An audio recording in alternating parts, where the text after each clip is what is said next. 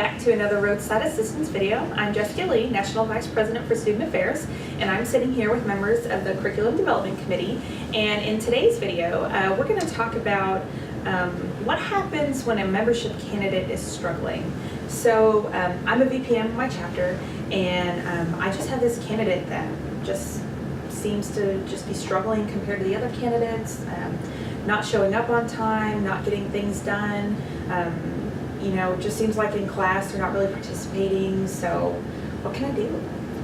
I think it's important in the overall process to be checking in periodically with every single membership candidate so that hopefully you can identify those issues early on instead of getting halfway through the process and then realizing someone's going to drop because it's too hard or it's too much stress.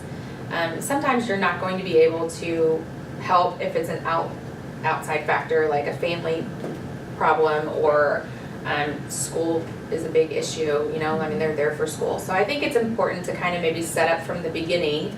The VPM can go through and think, I've got 10 candidates, so I know I'm going to have to at least maybe check in with these candidates once during this time period to make sure they're doing okay. And you can check in more than that. You can have like little weekly chats if you want, like little 2-minute, 3-minute chats after a meeting or whenever, you know, just make yourself available, I think is really important here to those candidates because you're their guiding light during this process, you know? And then once they're assigned big brothers, then the big brothers can kind of take on a little bit of that responsibility as well and kind of, you know, checking in with them and seeing how they're doing. This is a big thing for a lot of people, and you're getting freshmen, you might have sophomore candidates, you know, but the freshman candidates are trying to learn about all the things college related as they're coming in, so they're not having any time to really adapt. They're just hitting the ground and running, and so I think it's just important that we do have those check-ins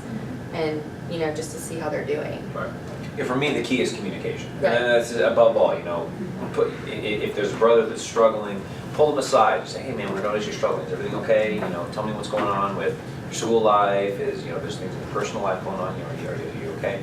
And you gotta find ways to work with that person. You have to find ways to, okay, so part of what's great about the Road to Wisdom is that there is no one right way to do things, you know, there's not, you must do this first, and then this first, and then this, and then this, and this. You know, as long as all the lessons are taught, by the time the third degree happens, you're good to go. So if there's a brother that needs a little bit additional time, it's like, hey, you know, okay, you've got some stuff coming on here, that's cool. Perhaps we can have you push back this lesson for another week, and we can have a little private tutoring session, just you and I, and me as the VPM, and you as the membership candidate. Let's work together on this and see if we can't find ways to, you know, we'll get you caught up along the way. But for me, it's just communication and being flexible. We have to remember that. I think this is something that we were actually talking about this right before we went on camera, is that we're not majoring in Kappa Psi. And I think that there are some people, some chapters that seem to forget that at times, that, you know, this is, Kappa Psi is to enhance your college experience, not to bring it down or not to, you know, when you get your degree, it's not going to say with a minor in, you know, striving for the highest or whatever. Yeah, you know, so right. So it just for me, it's communication and flexibility. You've got to be flexible with the MCs and just help them get to where they need to go. The biggest thing for me is just listening and actively listening. If you truly are there to support these candidates, if you are really wanting to help in the best way possible, then you need to not just assume what the problems are, assume what they're missing, and assume how you're going to help, but truly look for the solutions with them. Because, yeah, they may not be brothers that are, you know, initiated, but we can still be their brothers in terms of being a support and someone to lean on. And if we want them to be in the process, then let's do everything we can to get them there, keep them there, and just be there even in non-Road to Wisdom ways if we can. Well, I want to touch on something Derek had said. If they're struggling and you need to do a little one-on-one tutor session, we also don't want to make that a habit for that one particular individual, because then that takes them away from that candidate experience with their candidate class, like the membership candidate class. So I think that's important also to know, to be said, that you, of course, someone might need that one-on-one attention, but you still want to make sure that they don't break away too much from that class because then that creates that division, and then you've got one membership class, you know, that's doing everything together and they're all bonding, and then you still have this person that's kind of, even though they made it through the process, you know, they didn't have that same experience, so. Well, and I think that there's something to be said again for, and we've mentioned this in other videos, about you're choosing these people. There's something about these individuals that they have qualities that meet our purposes, that meet our values, and that we feel that these people are you know, deserve honor outstanding members through privilege of membership, and we feel like they should be a part. And so if you see something in that person, it doesn't just go away. Right. That quality doesn't just go away. And so then it's, you know, finding out, okay, does the brother have some kind of learning disability or something like that, and we need to make accommodations for that brother. Is it something, you know, the only way that brother is in school is because they have to work, and that's never going to change, and so we need to be able to be flexible with the schedule.